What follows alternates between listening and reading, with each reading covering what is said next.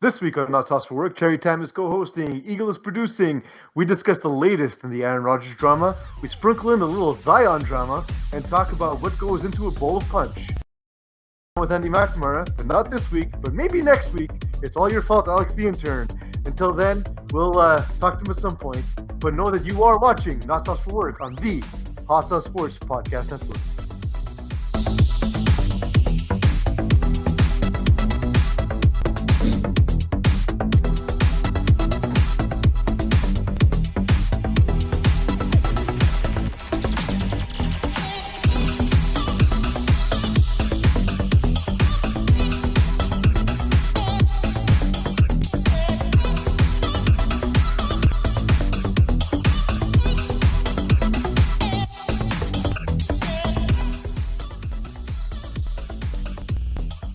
Welcome, everyone. You were listening to and perhaps watching Not Sauce for Work on the Hot Sauce Sports Podcast Network. I'm annoyed, Terry. I'm annoyed. I want to come in here. I just want to talk egg farts. That's all I want to do. And fucking Russia decides to bust our balls and start World War III. And here we are. We're speaking of it lightly, of course, and it's not something to be taken lightly, but we are a sports comedy show. We are trying to lighten the mood. That said, it's also completely disingenuous if we don't mention it, right, Terry? Yeah. So I don't know if it's that song, but there's some crazy static coming out of that song. Did you just stop the song, Eagle? I just didn't know, yeah. Okay, so that song creates static. I don't know what it is. Yeah, so what the fuck is going on in the world other than the static that just happened on that show? I mean, the Olympics just ended, so now's a good time to start a war, right? Wait, the Olympics started? Over under, how many minutes of the Olympics did you watch? I watched about 7 minutes of snowboarding with my wife because she snowboards, and so it was cool for her to see a sport that she likes actually on TV, right? Like we have the benefit of watching basketball and football and hockey and soccer and all these things that we like, but sports that are not as prevalent finally get their shine. I respect the athletes a ton. I don't care about the Olympics. I care about Olympic basketball, which is Summer Olympics. I sometimes watch the hockey, but without NHL players, I couldn't get into it. The time difference, everything. I probably watched more videos of Ukraine being more time spent on Ukraine, Russia today than I watched during the amount of any time that I watched the Olympics. Yeah, I'm with you on that one, Terry. I think the only Olympics I watched was when I would turn on my TV to switch to the YouTube or Netflix app, and it just so happened that the default channel had Olympics on. That, and when I was at a sports bar having just a pint of beer or food or whatever I was having, and they had bobsled on TV, so I watched maybe half an hour of bobsled. Cool. Yeah, it was coolish, I guess. I don't know. Sounds like just a bunch of people running a straight line for about 100 meters, and then one guy steers them to victory or defeat. So, I guess it's all about transferring your weight. Yeah, three guys just got to be heavy. Yeah, like I feel like Terry and I could excel at being the back end of a bobsled team. Have you seen the asses on these guys though? Yeah, like two like those big hams that you get at Thanksgiving, two of those in their tights. Have you seen the clip of the British athlete have her pants split down the middle right before the bobsled was supposed to start on live TV? That was funny. No. Yeah. Poor girl. Especially in Winter Olympics, they can't.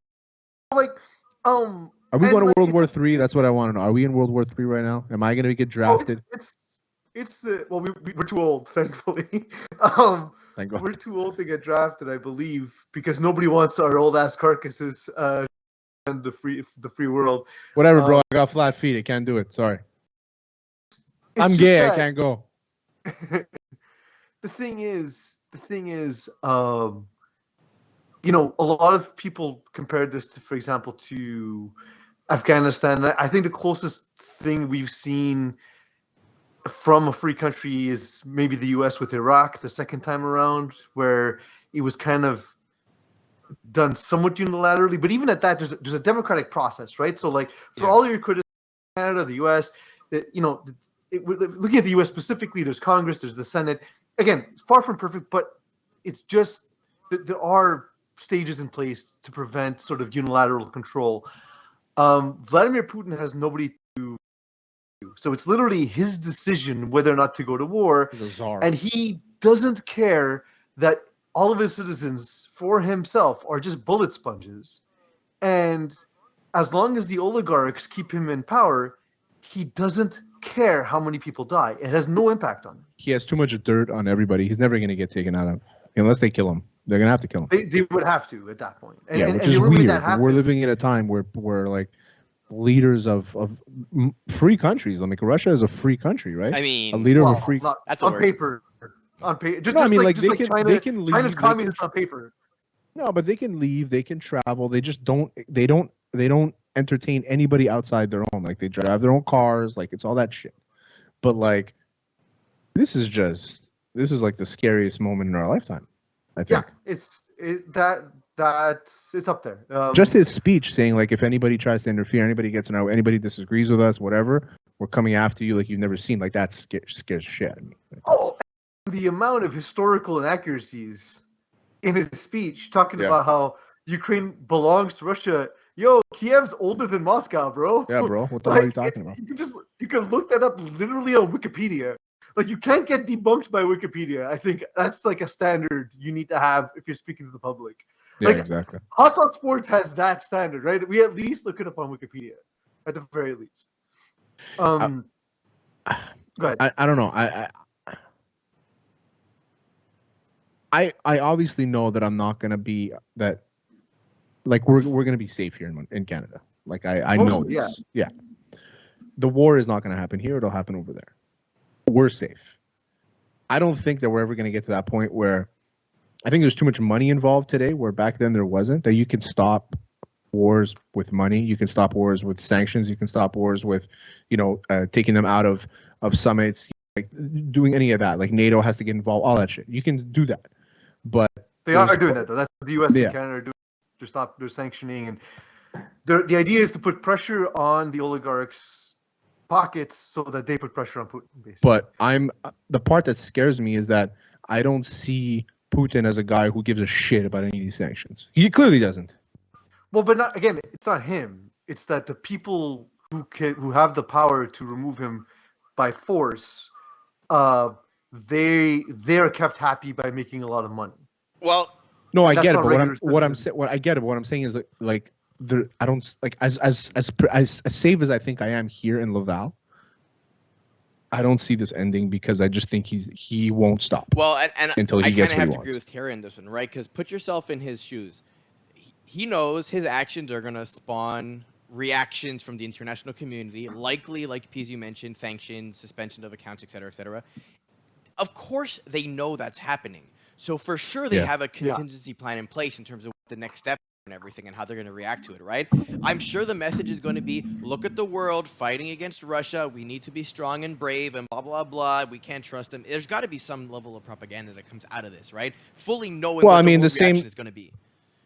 The same day he removes the Emergencies Act, he decides that he's going to go to. He knew he wouldn't have the support of the country to send troops to Ukraine if he still had this Emergencies Act going on. So I part of the reason why he took it off. But anyway, both good. Listen, we have a deal. We go and protect them. I think that as a country, if we have some sort of an agreement where we have to protect, where we said we're going to protect Ukraine because of whatever summit we belong to, then do it. And I'm never going to say no. Like I'm not a guy who thinks that military should be getting as much funding as they do in our country and in the States.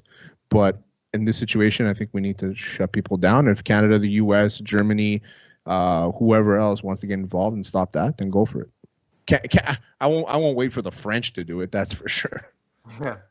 Well, the thing is, like, I overheard someone recently talking about how, the Russia thing, that's just a distraction. I'm like, tell that to the 2.9 million people in Kiev who literally are in danger at the moment. You know what I mean? Like, I have two this is guys a on our real dev thing that's team that happening. live in and around Kiev. And last time there was like a couple years ago, there was like a little crisis or something that happened. It was a very short-lived thing. But we didn't hear from them for about a week. Like they just didn't come to work essentially. And it was like, Do you remember what that was? something very similar but less intense. No, what it was the Russians parked all of their armory, their trucks at the border of Ukraine at Kiev. That like where they bombed, one of the spots where they bomb now, they just parked all of their trucks there, all their armors there, and it's like, okay, are they threatening us? Like it was basically a threat from Russia to Ukraine, and then I don't know who got involved or if it was NATO or whoever it was, the European Union. I don't know who got involved, but they ended up getting their guys out. But it was just like, hey, we're here, like don't fuck around. But they didn't fuck around, and they still got basically fucked. that's Like, it. They lost power for like the whole week, and they lost telecommunication signals. So they literally couldn't tell us, "Hey guys, we can't work." Right? So it was just a week later. They're like, "Oh, sorry about that." And we're like, "Thank God you're alive." Right? Like we had no idea. We don't know. Yeah. The hell with like work. Yeah, exactly. I mean, my productivity tanked that week, but it was worth it. So. It's to me a fair punctuation on these Olympics as we look at the Olympics taking place in China in a situation that makes us uncomfortable. We take a look at the fact that the Earth has changed so much that there's no snow for this Winter Olympics, and the snow had to be artificially created. And then, of course, it's all punctuated by the potential starting of the Third World War. But yet, despite all this, two things are on my mind. A Finnish guy froze his dick off is the first one. Yeah, so there's... With fake snow. That's know. The worst way to go. It's the worst way to go. I don't know what it was, but, like, apparently it's not the first time it happened to him either, where it might be a common thing in skiing. How do you not learn? No, but apparently it's a common thing in skiing because they wear such tight leotards that, your dick freezes. I don't know, but I don't understand that because when I'm cold, I put my hand in my pants. Like that's my core, right? That's where the warmest part of my body is. So imagine how cold he was that the warmest part of his body was frozen. He should have taken some breathing techniques from Wim Hof or something. I mean, you're also 50 kilometers outside with poles strapped to your hands, so I'm not sure if touching your groin is... All right, Eagle, we don't need facts, Eagle, here. Okay. This show's not about facts, Eagle. Jesus. The other thing I was thinking of as I was reading all this morning, I was taking a dump. I had some eggs. Congrats. For some reason, if I have eggs, I need to take a dump within 30 minutes. Well, it means cold coffee. Yeah. It's cold coffee. 30 smells seconds. But it smells exactly like eggs immediately after I eat them, and that can't be normal. And I was thinking, what other foods smell the same going in and out? Because eggs smell exactly like eggs. Asparagus. Asparagus fucks with your pee too. Pineapple. Well, that's what I'm saying. Yeah, like pineapple when I pee and when I jizz. Not that I've ever tasted my own jizz. Oh, you need to try it for next week, Terry's for the show. Yeah, okay, I'll try it. Product testing. I'm gonna try my own jizz. I might inject it. It might taste better that way. It might. Although I don't know. You have taste buds in your veins, but okay. Yeah, I guess asparagus is like the one, but the one that I've noticed that when I pee, like it smells like asparagus. Especially if I eat like a whole fucking sleeve. Eagle, you have terrible eating habits. Is there anything that you eat that, again, maintains its smell integrity in and out? Definitely asparagus is that. I find Chardonnays as just a white wine in general. I get that smell in the toilet the next morning. That cat piss sort of that's the one. Oh yeah. That's the that tart white wine smell. That's true. Those are the main ones, I think. I Yeah. don't know. All right. I mean, what food would you want to eat that when it comes out you smell it again? Peaches. Peaches are good. Peaches? Peaches are good. I Love like the smell of salsa, peaches. if that makes any sense. Yeah, salsa's a good smell. Yeah. I'd say like a nice I like a liking little it. tingle too sometimes. There's a little bit of the spiciness left. Yeah, Just that's a enough good to one, make actually. it a little sensational. I wouldn't mind if I chugged like a really good hot chocolate and then when I piss like it kind of smells like hot chocolate coming out. Like that would be That's pretty not cool. bad. Yeah. What if the undigested corn in your shit made your shit smell like corn on the cob? With But butter? corn on the cob doesn't really smell like anything unless you soak it with butter. So what if the undigested corn makes your shit smell like butter? That would be awesome. I mean, it would slide out really quick, that's for sure. True. It's true. It's true. It's true. There's a ton of stuff to get to. So we were supposed to have an interview with Andy McNamara. There's a bit of a mix-up. He's going to likely join us next week or the week Thanks, after. Alex, the intern. We'll get One into job. way too early. Yeah. The fucking worst. Alex. We'll talk to him about some fantasy analysis. It'll be way too early, of course, to do it, but we love Andy, so we talk to him any chance we get. In the meantime, however, let's get to the news.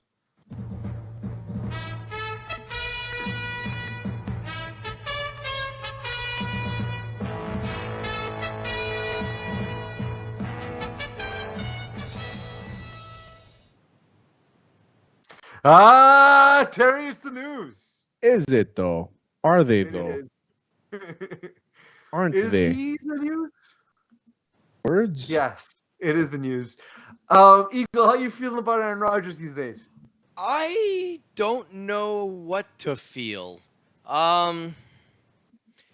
So, and to fill everyone on exactly what's going on, he's been silent for the last little bit. We've now realized he was on like a spiritual retreat detox something for 12 Patch of days. karma cleanse. Came back with a Instagram post, also very outside of his usual character, with a whole bunch of cryptic messages and apologies and this and that. Then does kind of like a semi-media tour with the Packers and then on Pat McAfee's show. And apparently he's discussing the situation right now with like the exit interview, let's call it, with the Packers front office went reasonably well. The front office is restructuring a bunch of deals for existing players to try and make cap room. And then you hear that he's still somewhat of a psychopath and all the drama that happened from last week and more tension with the front office and the GM. So I don't fucking know what to think anymore. Like, am I crazy for wanting him back? No, not at all. He's the No. he's the You know how back-to-back hard that is MVP. to replace? Yeah, guy's good, man. But like that's the thing is, in the end, it's the most important position in sports, and the Packers are lucky enough to have gone from Hall of Famer to Hall of Famer. Most franchises, we've talked about it a ton, right? Like No pressure, you know, Jordan Terry Love. No pressure. Yeah, exactly. Like the poor guy could be great and still not be good enough. And the odds are he's not even great, right? Because there's so few great quarterbacks. That's why the position's so important. There's a greater chance that he's Quincy Carter. There's a greater chance that he's Sage Rosenfels. Eagle, you might have to live through the thing that other sports fans have to live through. Terry, you wrote an article about this week, right? Yeah, so I spoke about Aaron Rodgers and his whole decision that he made on the Pat McAfee show that he didn't make. He's still weighing out his options, which is his right. He was nobody anything. Yeah. But I just wanted to talk about this Patch of Karma cleanse, okay? I'm going to ask you, okay? I'm going to ask you, what would make you do this cleanse? And I don't know if you know the details of this cleanse. So step one, 3 days of ghee therapy. Eagle, I need you to tell me what ghee is. It's Ghee. Consume butter. Okay, consume ghee until you evacuate at both ends. That's step one. So that would take me 7 minutes. Okay. I can't eat at Indian restaurants because they cook with a lot of ghee. Okay. And I'm no longer as lactose intolerant as I used to be. Byproduct of losing weight, I guess. But ghee, clarified butter of any sort will destroy my stomach. That's the easiest part of the cleanse for me, Terry. It would literally take me 7 minutes. Okay, Next. so next. Step 2, 1 day of therapeutic vomiting. What kind of I don't know, are you having a conversation with somebody that's really deep and you just start puking all the time? Like, what's a therapeutic vomiting? I mean, I just consider it like tequila shots. Yeah, that's a good one. You went therapeutic as like therapy being the base word. That actually makes more sense. I went spiritual. I was like, you're listening to like the Bible on tape and vomiting. That's how I thought of it. I mean, that makes more sense. That makes I'll more do Bible sense, on tape. actually. So he listens to everything on tape and he just vomits all day. Then 1 day of laxative therapy. So he's just calling they're just calling everything therapy, but they're just making you shit and puke everywhere. Yeah, this is therapy. Don't worry about it. Yeah, don't worry. If your ass is bleeding, don't worry about it. If you think Satan is growing inside your colon and trying to rip himself out of your body, don't worry about it. That's called the therapy. 3 days of herb drops in nose. Pretty simple there. Okay? I feel like I don't even do it myself. Someone else will do that for me. I like this very inconspicuous and very vague description of many days of enemas. So you got to do plenty of enemas. That sounds like a Google Translate. It doesn't translate exactly. So it's many days of this. Then the last thing is yoga and meditation throughout. So you just got to do that throughout, which is so far is the one of two normal things to happen here. The other normal thing, I think the first part, the ingesting something to clean out your system, I think that's good. I would do 1 and 6. I don't know if I would do many days of enemas, but I do at least 1 day of an enema. So did Aaron Rodgers have terrible eating habits? Like I would imagine Ben Roethlisberger needing this, right? Because Ben Roethlisberger doesn't need. Face is made of cheeseburger. Yeah. Ben Roethlisberger doesn't need a Pancha Karma cleanse. He just needs He needs the god Vegetables. Vishnu to clean his body. Yeah, he needs vegetables. That's another thing. Yeah, definitely vegetables. But yeah, I don't think there's anything that would make me do this cleanse. I mean, I'm down for a good cleanse. I've done juice cleanses before, and I felt great after. But like, this is more of like a mental cleanse, I guess. It gets rid of all like the shit in your body. You can think clearly. I don't even know. He looked, but he said he accepted the MVP award while he was doing the cleanse. So like, what step was he at? Maybe he had an enema in his ass at the time. Maybe. He always like looks. He always looks super thin as soon as the season ends. Like he like deflates basically. Yeah. And so maybe this is part of the reason why. Like it sounds like he chose to have gastro. Yeah. And the last time I had gastro was recently. I think we talked about this on the show a couple of weeks ago.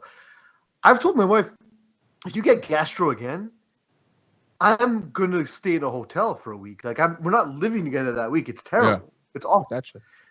So definitely, this cleanse is not for me.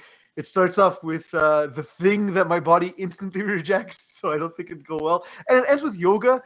I have the flexibility of a piece of wood, so I can't do yoga. I fall over in the easiest positions. Warrior 1 is basically peas falls on ass. Really? Yeah. Yeah, I just started doing. My wife is great at yoga. She's tried to show me. It hurts so much. Skinny people that are good at yoga don't impress me. Yeah, I know. Like, okay, congrats, Natalia. You can stand on your head. Okay. You're lifting 90 pounds. Congrats. Yeah. Okay, that's cool. Try lifting 250.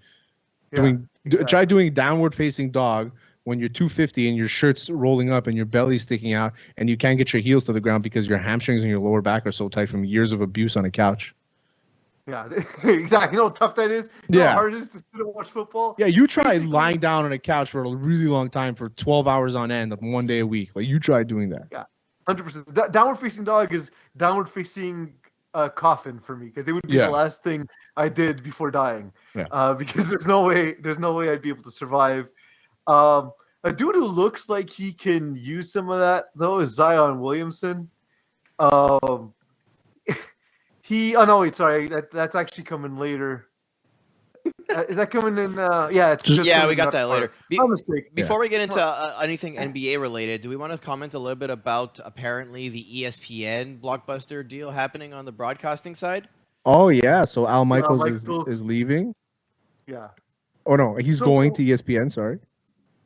No, he's going to Amazon. 77 million. Wasn't that it? Wasn't he on NBC before? Yeah. I read he's going to Eagle. Can you look it up? Because I read he was going to Amazon for 77 million. That's right. But there's something. What's the deal with ESPN? That Troy Aikman's going to ESPN. Troy Aikman's going to ESPN. Apparently, Troy Aikman might be going for Monday Night Football to ESPN. I don't know how much I like that, but who's going to be doing the color? Oh, sorry, the play-by-play. So like that's the thing because I thought Collinsworth was locked up with ESPN. Maybe they're doing like on Sunday Night Football they have two guys. Maybe they're doing two guys. Maybe Collinsworth is following Al Michaels. I mean, I think that would be more realistic. Because if you take Al Michaels for Monday Night Football, you got to take Chris Collinsworth. I mean, they're a package. Well, no, it's like I wouldn't want Mike Florio Troy in that same position. It'll be fine. Oh, Mike Florio, yeah, I like Mike Florio. I don't know. To be honest, you guys know me. I don't love standard broadcasts in general. I feel like they don't add a ton of info. Play-by-play is less useful on TV than it is radio. Play-by-play and radio is a real skill, by the way. Like when we used to listen to Dave Van Horn call the Expos, that is tough. That is tough to do.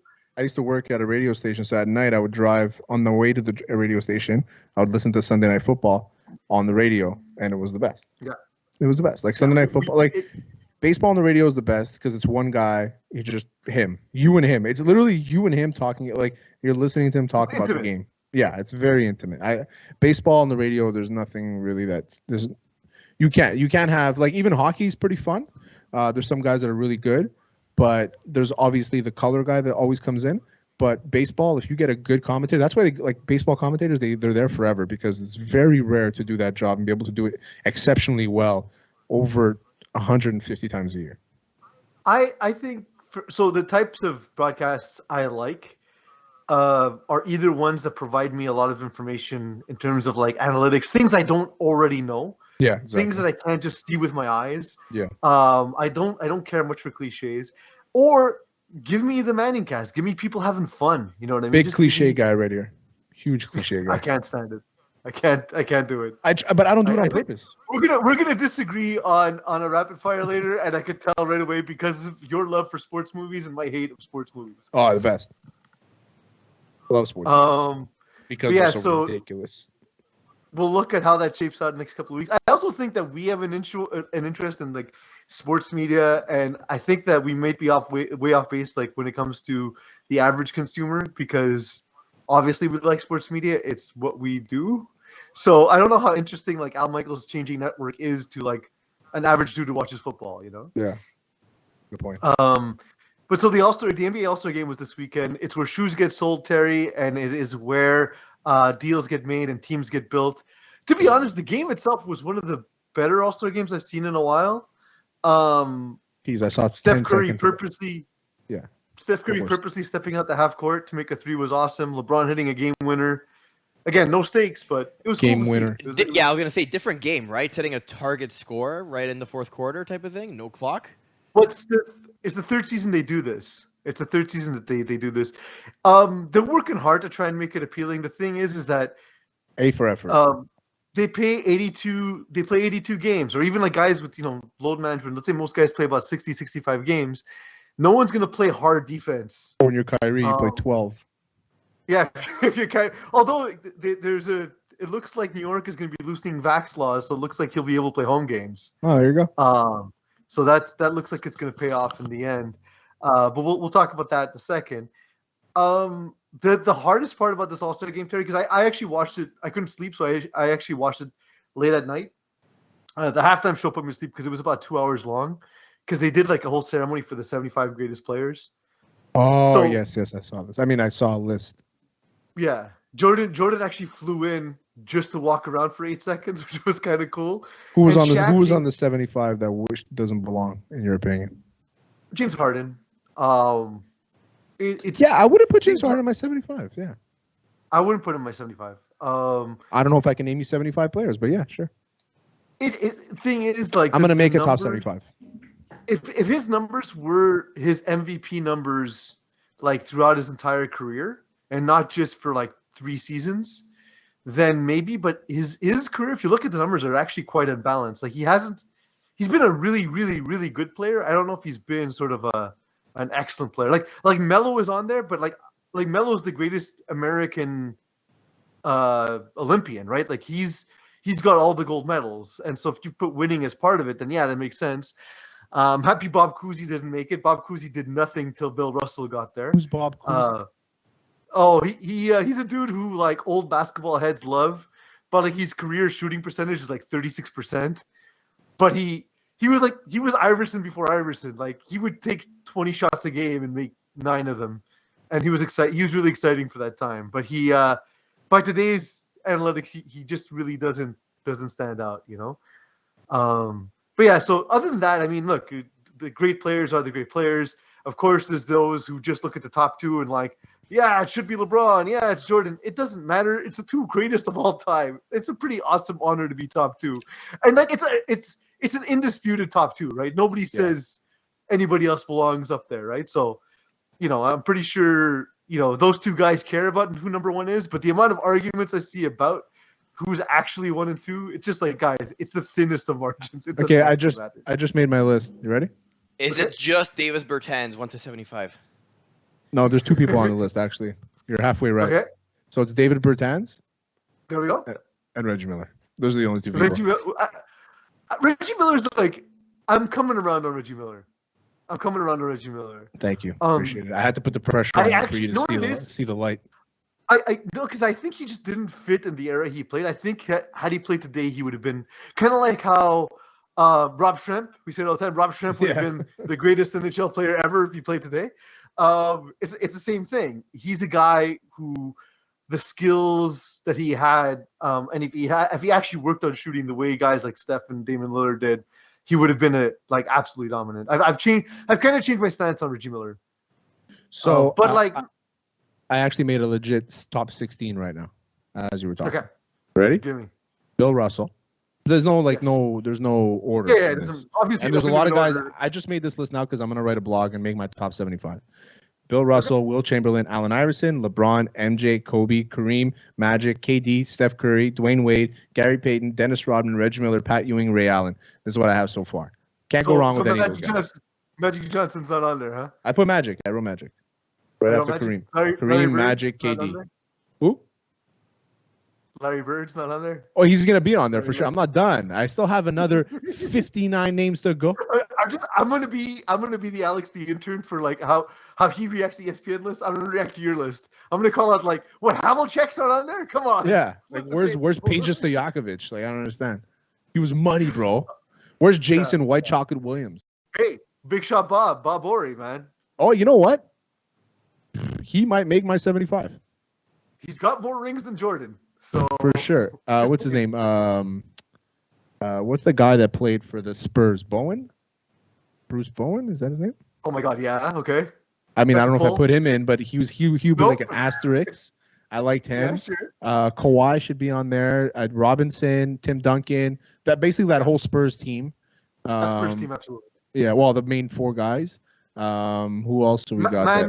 Manu might make like outside looking in. Yeah, Manu's like a number 75 because he was like a product of the system. But like, I think I can make I have a decent understanding of basketball like history knowledge. So let me see if I can get through this and see if I don't look. Shaq's got to be on there. Shaq, yeah. I'll make it a good list. I'm gonna make like centers and make my all-star. I'm gonna do it sick. Porno. Awesome. Very excited for this. I'm curious to see if you just copy paste from ESPN. That would be awesome. I'm not gonna look at the list. I'm not gonna look at the list. So it was cool to see that celebration. If you have we won't play it here because it's long, but if you do have the chance to hear Shaq talking about his influences and the guys who got him to where he got to, it's actually really touching. And even the way he talks about Barkley, he was on the same set with him at that moment. It's really, really touching. Shaq does that jazz hands routine a lot where like you never know what's a joke and what's serious. So it's cool to see him just sit and be serious and talk to the heart. It was really, really, really heartwarming. I couldn't recommend more for people to watch that. To me, that was the actual highlight of the All-Star game, was getting a true moment with one of the most guys who ever played the game. I thought that was really cool.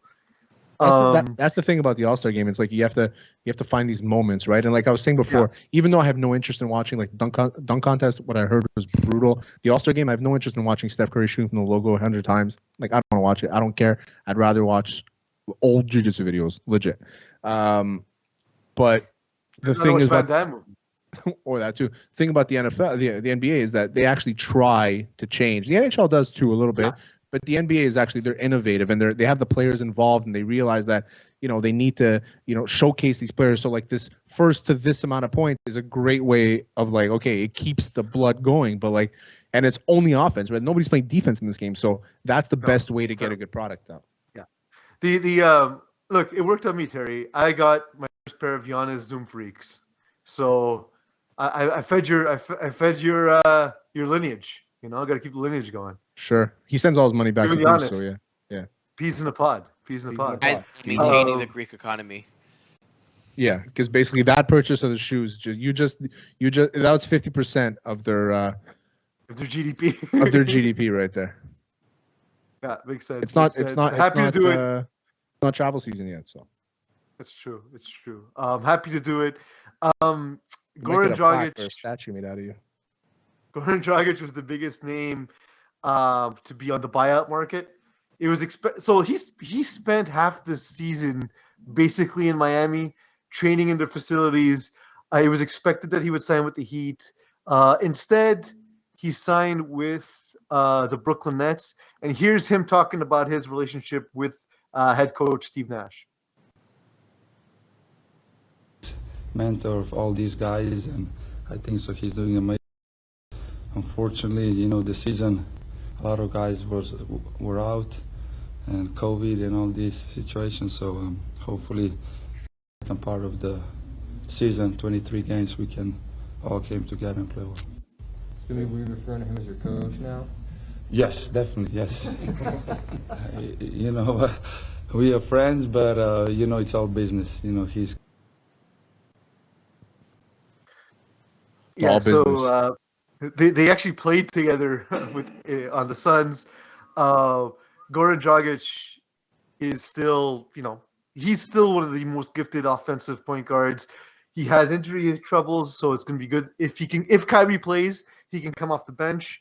I don't think he's a good fit for the first unit that's missing size anyway. But he's as good as it gets when it comes to backup point guards in the NBA. So Yeah, definitely. a team that might be dangerous. We got to see what Ben Simmons looks like. A team that might be dangerous got a little bit deeper for the playoff run. So I'm excited to see. And we got news today that Kyrie might be able to play home games in New York finally. Love it. So Soon we'll be able to play home excited. games in Montreal. Love it. Love that Yeah. we're removing these mandates and we can potentially go on with our lives. Hopefully Kyrie doesn't find another excuse to not play games. Well, his sister's birthday passed. Okay, so we're good there. Maybe he needs a cleanse. He won't miss that one. Oh, maybe he needs a Yeah, Pancha it's Karma true. cleanse. Yeah. Yeah. Do you think Kyrie likes basketball? I've never seen a player not want to play as much as Kyrie. I think he feels the same way that most fringe NBA fans like myself feel, where the regular season means nothing if you have a decent team. It just, man, It means it's such a rhythm sport, though. Like, if Sure. you're not on all cylinders, like I get, like they'll probably win round one ish if him and KD are healthy. Yeah. If one of them is gone, though, they're not winning a series, right? Like, No, that I don't team think kinda- so. Yeah. No, I don't think so. Yeah, it's it'll be kinda tough. built that way. Yeah, but the I thing guess is maybe- that the team is Maybe, built. maybe if KD's the guy who's healthy, they win a series. But Because if they Kyrie's even- the top guy. If they decide to split the season in half and KD plays one half and Kyrie plays the other half, they would still make the playoffs because they still have two of the best on their team.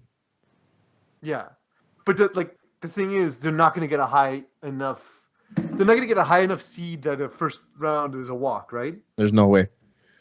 So that's why the getting on the same page and all that stuff, especially that you have Ben Simmons going to be making his debut soon. You're going to have to figure out the ball movement because that's why you brought him, so that unlike James Harden, the ball just doesn't die in the corner when the ball goes to him. Yeah.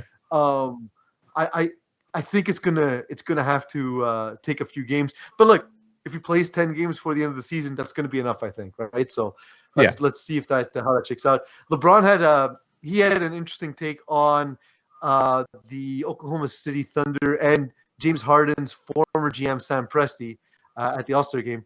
Let's have a listen.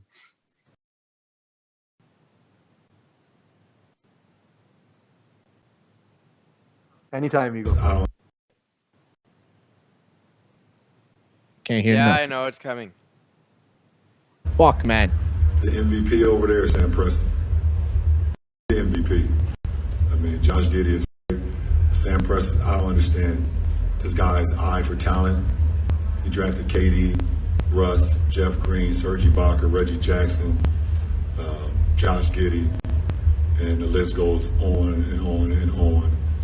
This guy's pretty damn good. A compliment to another GM. Yeah, so Make more of a statement that you want him to be your GM. Make more of a statement. Go. but so So ridiculous. Rob Pelinka was the guy he chose to be the GM, and Rob Pelinka wanted to add DeMar DeRozan and Buddy Hield, and instead, they went out to get Westbrook and Melo and all those pieces that don't fit at LeBron's request. So it's like he's throwing a GM under the bus, but yet this was a team you wanted, Bron. So I don't understand. And then in the same weekend, he also says, like 18 months after saying, "Look, it ends here. I'm going to retire as a Laker." He says, "Well, I'm going to end up playing wherever Bronny plays, wherever Bronny gets drafted." How It's just a situation out there, man. how would it be like? Let's say give you an example. Let's say Carey Price. They ask him, "Oh, what do you think of Ken Hughes and what he's done so far for the team?" He'll be like, "Oh, Kyle Dubas in Toronto's done a really good job." What do you think would happen? I mean, well, the media would jump down his throat, and I don't think they would move Carey Price because of the contract. But obviously, they wouldn't be happy, right? I doubled my list, by the way. Nice, pretty good. You want to go? You want me to tell you? The problem is you're going to end up with 90 players with 75. No, but I give me- want to give me- get to like 120 players, and then I'm going to narrow it down. I'm not making my 75 live on the show right here. I'm adding 16 more names to the list here, but these are like for sure ins. Ready? Give me the next 16. Give me the next 16. Larry Bird, Tim Duncan, David Robinson, Shaq, Tony Parker, Chris Paul, Steve Nash, Dirk, Karl Malone, John Stockton, Kawhi, Isaiah Thomas, Jerry West, Vince Carter, Hakeem Olajuwon, Kyrie Irving, Jason Kidd. Kyrie Irving, I was a little bit iffy, but he's good, so I'm gonna keep him in there. The thing is, Kyrie Irving made the shot, right? So Yeah, and he's better than Ray Allen, who also made the shot.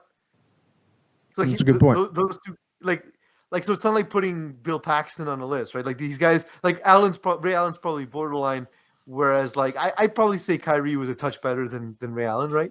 Overall, so yeah, I think so. Are you gonna It put might the not- it's not practice gonna be a king on your block. list? Who? The practice king. Allen Iverson? Yeah. Yeah, he was for he sure. was on his He first was, 16. he was the third. He was the third person I wrote down. I forgot old already. guys I never See, watched. that's how play. big these lists are. I don't care anymore. Yeah, that's exactly. how much they matter. That's how much they matter. I'm What's gonna it make called? I'm gonna make 15 graphics of 5 names, or 10 graphics of 7.5 names. 7.5 names would be great. Yeah, just be like You know it'll me, be like I'm an anarchist, right? So I much prefer the 7.5 names. it'll be Shaq ... and the next page will be ... O'Neal. You know, instead of doing 15 graphics of 5 names, you can do 5 graphics of 15 names. Eagle, if I wanted your fucking opinion, I would have asked for it. Okay. You probably should, because math Um, apparently is hard. You figure no, out it's one awful. ratio and not the other one. It's the same fucking numbers in the other order. Yeah. Let's get the rapid fire. That was the whole point of the exaggeration. All right. We'll use this opportunity to tell Alex the intern, thanks for not Yeah, getting fuck us a guest this week. You piece of Yeah. shit. One job. One job.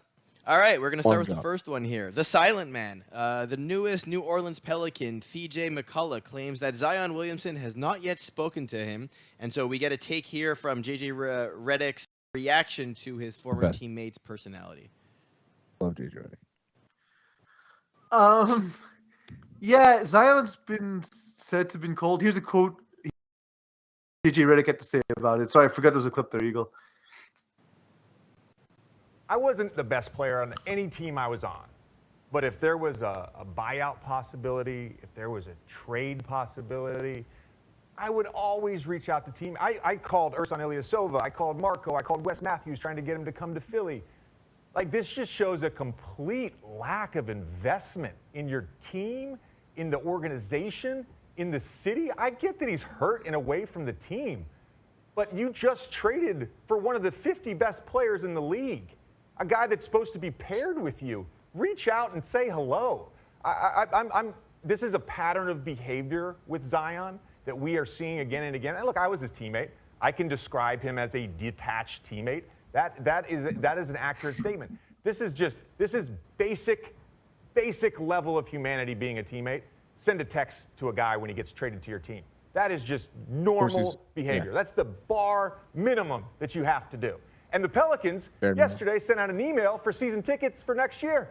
Guess who wasn't in the email? Whose name was not in the email? Zion's. Like, what the heck is going on in New Orleans, Stephen A?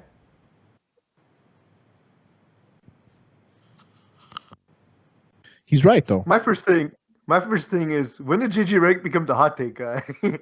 I love it because Like- people are tired of hearing Stephen A. Smith talk. But is that even a hot take? take? It's a pretty logical take. I mean, it's a hot take to I say know. that he's a detached teammate. Yeah. That's a hot take. I mean, not that nobody Speaking knows. about a former player, Yeah, speaking about a former teammate makes it a hot take, right? especially it's like an avenue into the locker room that we don't usually have. And JJ Redick, as candid as he always is, for him to say that he didn't say anything wrong, he's like, can I describe him as a detached teammate? Yes, and you can tell that he is, because a guy he's a guy who's been not, I don't want to say coddled, but like he's been able to do whatever he wanted his entire career, his entire life. Now that he's in the NBA where he's playing guys that are better than him, he's kind of shut down. He's not putting in the work anymore, and because he never really had to put in the work. You say that, but he was the most efficient scorer in the NBA last season. What does that mean? At 20 years efficient? old. If like more So- points per minute kind of thing? His points per 36 was insane. Okay. And his shooting percentage was, well, mind you, it's all like dunks and layups, but the reason he gets dunks and layups is he's running point at 280 pounds. So like when he comes in on a pick and roll, starts charging the basket, nothing's getting in his way. Like he's such a physically dominant force who needs to absolutely be a little less big than he is, because He needs to be like, lighter on we his see feet. his frame already breaking down. Yeah. He But definitely needs to be. that's He needs to why be a lighter on guy- his feet.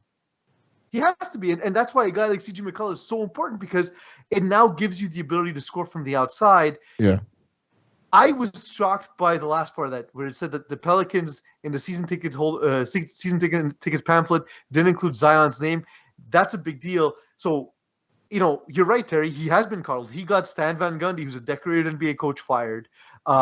He got basically his hand in helping choose the next coach.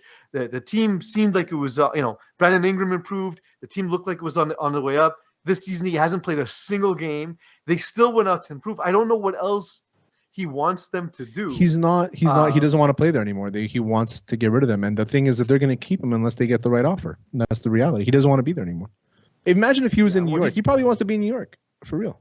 He's likely, so that way the Knicks get all those Duke players. They get Barrett, Reddish, and Zion. They just for real. I'm telling you, he wants to be there.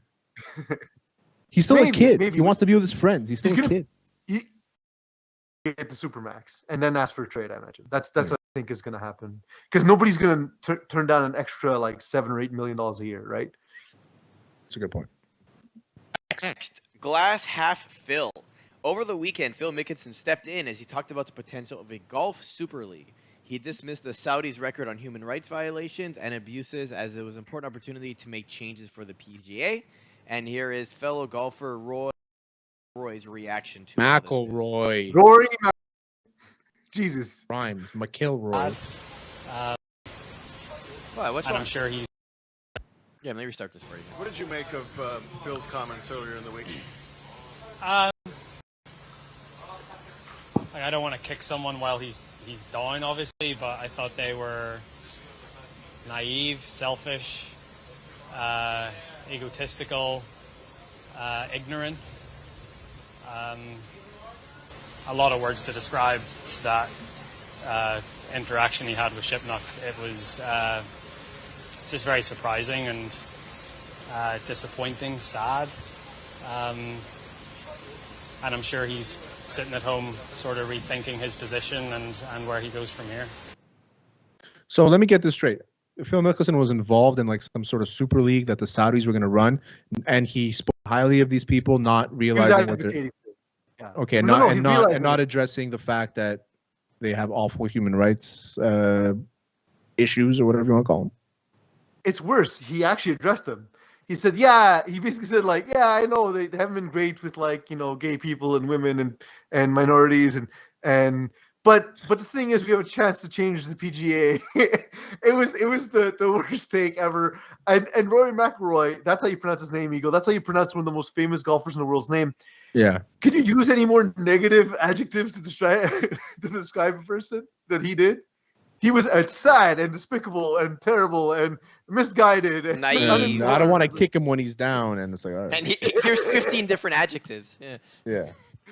Tell us how you really feel. That would be a better top 75 list. Top 75 adjectives to describe Phil Mickelson, I think, would be the best list. I'm on it. I like Phil as a golfer. There's some rumors that he has some gambling issues and some money issues. And maybe that's why he's pushing for the Super League. And maybe that's why Rory referred to him as being selfish. And, I'm curious to see. I don't think these Super Leagues will pan out in the way that people think they will, because there is an inherent greed that seems to bother both the athletes and the consumer. And those are the two things you need to make it work, right? So I don't think we're really on the precipice of seeing it yet, although experiences in sports, money does win eventually. Oh, definitely. Eventually. Always. Yeah. I'm just saying, maybe not immediately, but at some point, I don't know how you keep it out, right? Yeah. Next. All right. Hot topic. Alex the Intern did something for once and managed to dig up a Twitter feed, which if you're not following us, go follow us at Hot Sauce Sports. Martin St. Louis when he was in the Rangers locker room. So let's go through this clip here just so we can see it. Are we going to change the way you spell leader to now start with a All right, boys, give me a MSL? beat. Let's do this. When I say G, you say ready. G, ready. G, ready. When I say knock, you say knock. Knock, knock, knock. When I say cry, you say der. Cry, der. Cry. When I say step, you say on. Step, on. Step. When I say quick, you say eat. Quick, eat. Quick, eat. When I say da, you say king. Da, king. Da, king. I love how the king is just like unfazed, he's drinking whatever the fuck he was drinking. Huge piece, white gloves, ready to go in, be the best goalie of all time. Love him. Never won a Stanley Cup. Still the best. Apparently he's got a hammer on him. Henrik Lundqvist. Well, that matters, right? That's Yeah. what matters. Best looking guy in the history of the NHL. Best dressed. Huge piece. Can't go wrong. Yeah, he's got it all except the Stanley Cup ring. It's literally the only thing he was missing. in Yeah. life. I mean, but what is it really anything?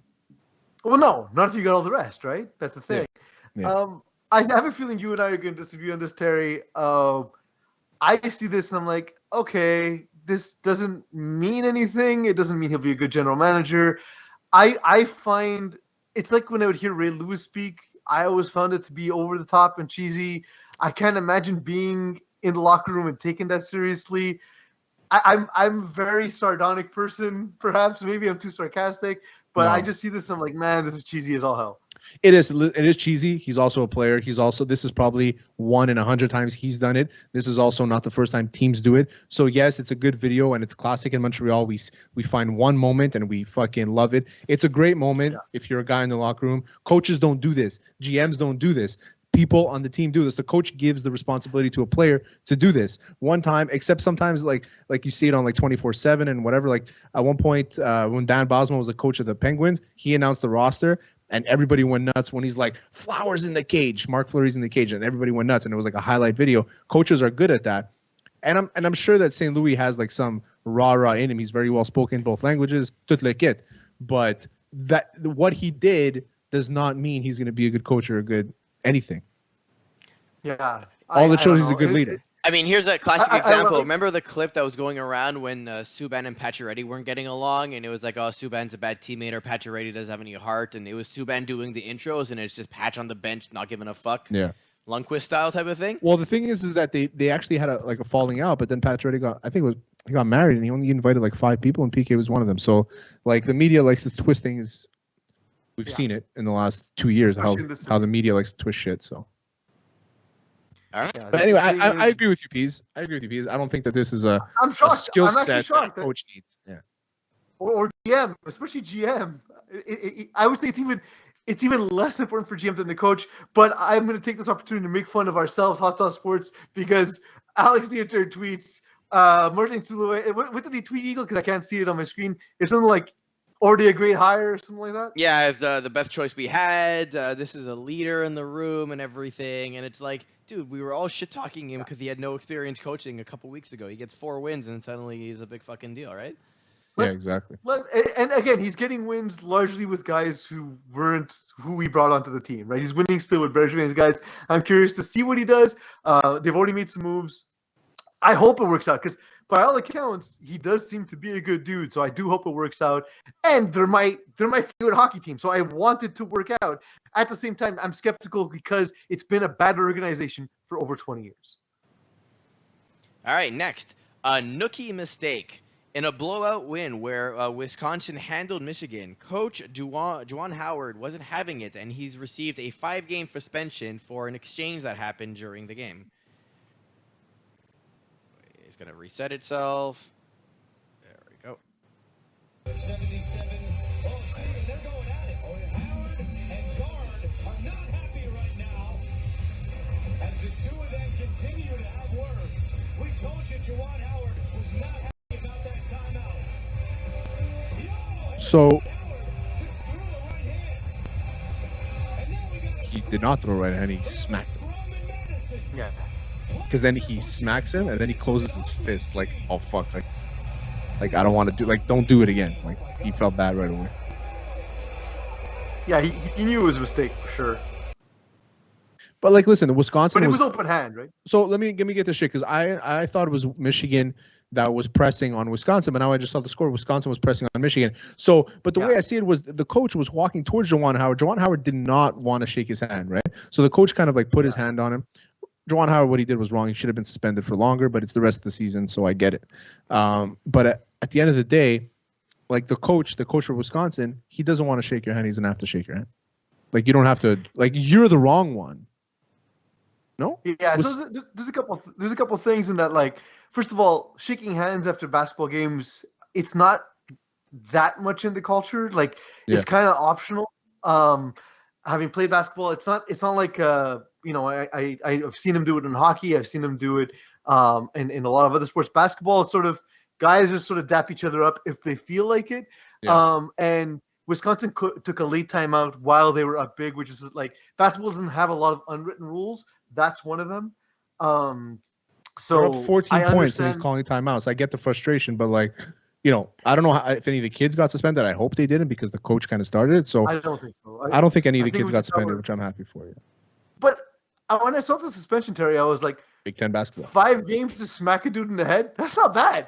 Yeah, I might take right, that. I might choose that as like a punishment. But like, okay, I could smash this motherfucker in the mouth and I only miss 5 games? That's not bad. I can survive 5 checks. There you go. All right. Next one. Big swing. Tennis player Alexander Zverev was ejected from the Mexican Open after striking near and around the judge's feet on his tower a few times. And we get to watch the clip. Classic tennis moment right here. Tennis freakouts.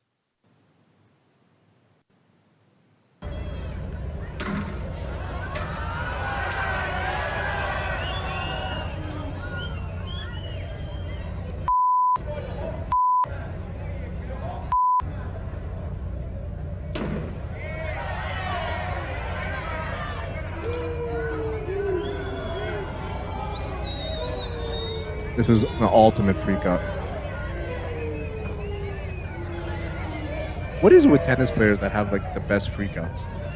I don't like because like obviously I can't remember his name, but tennis has been famous for this for a long time, and I don't know what about the sport leads to anger, and especially anger towards the official, because you see in other sports guys get mad at other teams, other competitors.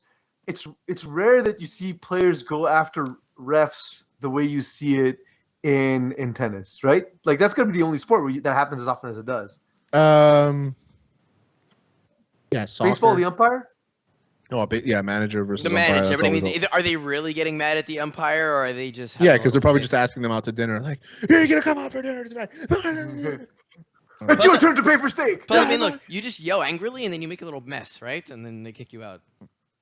And just kick during the steak, cover home plate, steal third base. What would be the piece of sports apparel, the swing, that does the most damage? It's got to be the baseball bat or a helmet.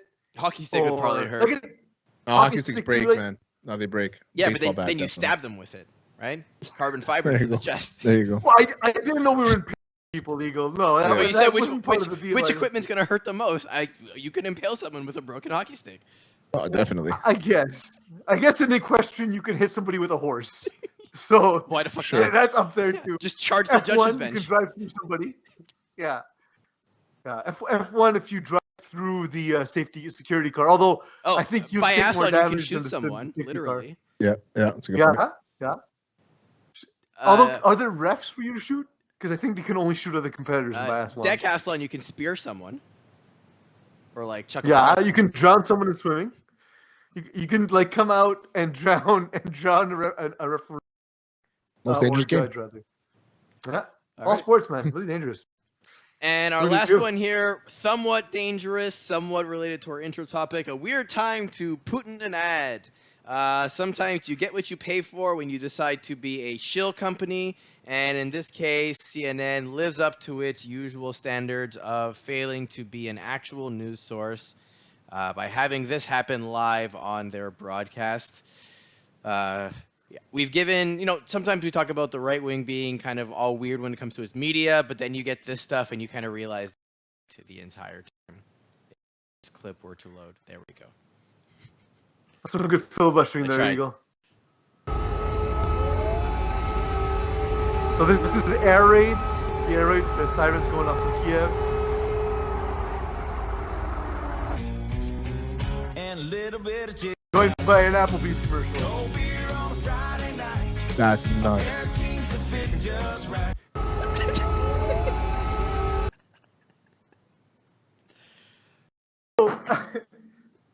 It's the combination of Zach Brown's pair of jeans that fit just right with an Applebee's ad being played during the announcement of the air raid sirens playing. But I feel like that ad placement is kind of like an Applebee's steak. Yeah, it's a steak, but is it really good? Like, it's an ad space, but is it really useful to be placed during that specific spot? I wonder if they charge more for ads during emergencies. So during air raids, we got our air raid special. We guarantee it'll hit 350 million people. So pay us $350 million. Famously, Apple doesn't allow for villains to use iPhones in movies and TV shows, or any like character that's associated with violence or crime. So I wonder if that is that. I wonder if there is a special rate because Applebee's is like, you know what? When there's good news, we can't afford it because we only charge $15.99 for our steaks. Yeah. But if you got a spot during a bombing, hook us up. You know where to go. You know where to get cold beers on a Friday night. It's Applebee's, bro. Applebee's. You think we can afford a CNN ad? You might actually. We might be able to at Eventually. this point. Eventually, I think we would. Yeah. If that's all it takes. I bet they take a hot sauce sports sweater for an ad. That's true. They'll slap it on a Cuomo. Terry, thank you for all the work you've done today. Eagle, thank you for all the production. Andy McNamara, thank you for getting back to us and letting us know you'll join us soon. In the meantime, I want to thank everyone for the moment to like, subscribe, rate, review, all that good stuff. Thank you for your continued support. And thank you all for letting me be myself.